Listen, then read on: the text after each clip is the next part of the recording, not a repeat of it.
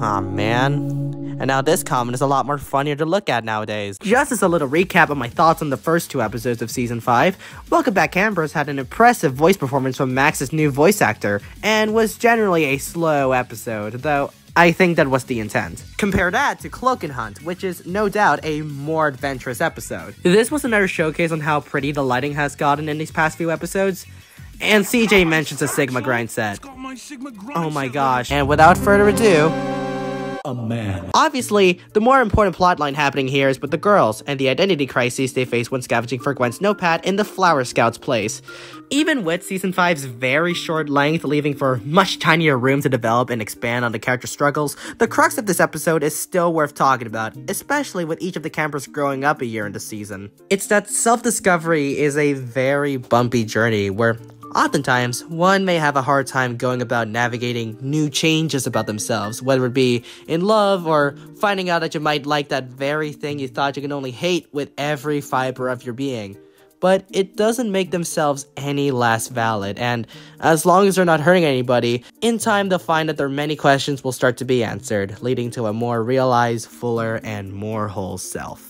I really didn't think I'd have much to talk about the talk at first. The episode is still littered with lots of comedy, and I've really just expanded on what was already spelled out for us around the end. This isn't even my most favorite episode out of the bunch, but at least now I appreciate it much more for what it stands for. And now, we get to point out all the other cool details of this episode. Improvement 101, 102, 503. 503, huh? Like, Season 5 episode 3 of Camp Camp? That's meta as hell. I really like this entire moment of Neris melting over the diary of this person named Jesse, which could be the J in this cave marking from Cloak and Hunt. Oh, I'm sure we're gonna learn much more about those M and J characters in the next episode. Okay, then the episode after that. Alright, you don't need to remind me twice. And then the subplot with the male characters. Oh my gosh. Why don't we just move on to the next episode? And on that note, the final episode of Camp Camp ever. Say goodbye to your eyebrows! Here we are, the final episode. And oh my gosh, could it be a fan favorite character making their long-awaited return to the show, hopping in at exactly the perfect moment? Yes, ladies and gentlemen, the squirrel has returned.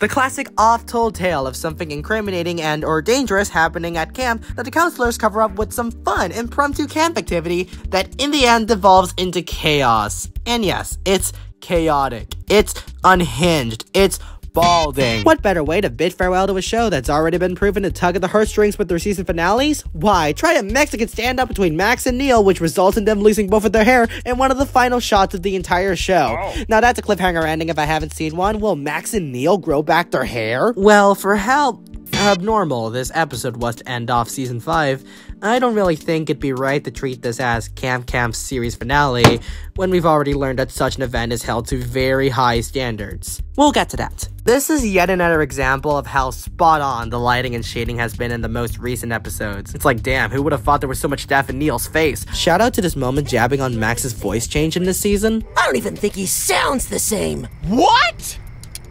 I think he sounds great. They really knew what they were doing there. And just when I thought I've exhausted every meaningful commentary I had on this episode, we learned from our good pal CJ, you can trust me around women Campbell, that the camper shampoo would have killed any impending lice infestation anyway, and then a bug dies from a green screen real-life explosion.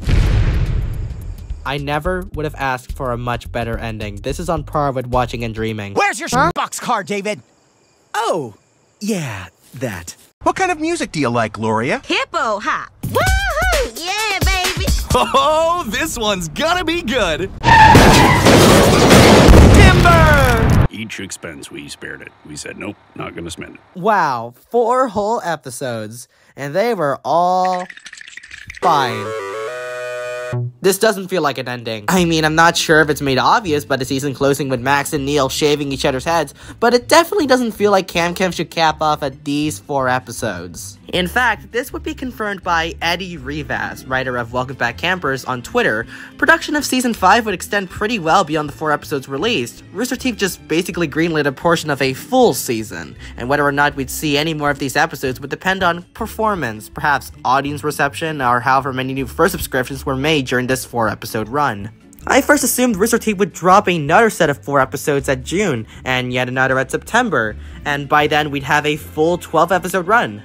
But of course, one big thing came against Cam Cam's favor, and that's Rooster Teeth shutting down, infamously announced just days after episode 1 released. To those on the internet who don't know that all of Cam Cam, along with a large quantity of Rooster Teeth's content library, would come to be salvaged in a massive archival fan project, Season 5 was a time bomb.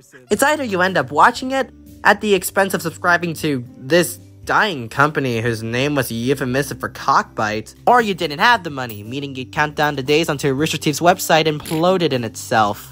It wasn't ideal for the team, it wasn't fun for the fans, and the salt in this gaping wound is that Cam Cam is in limbo again. I already survived the drought.